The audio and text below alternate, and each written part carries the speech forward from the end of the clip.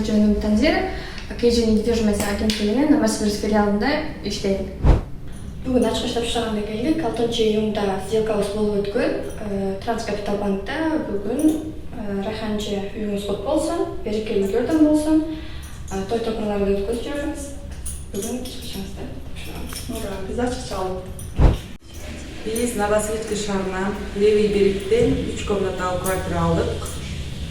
3 комнаталуу квартиранын ачыкчын тапшырып отурушат.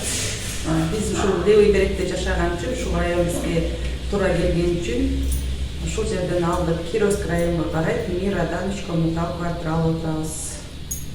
Чоң рахмат.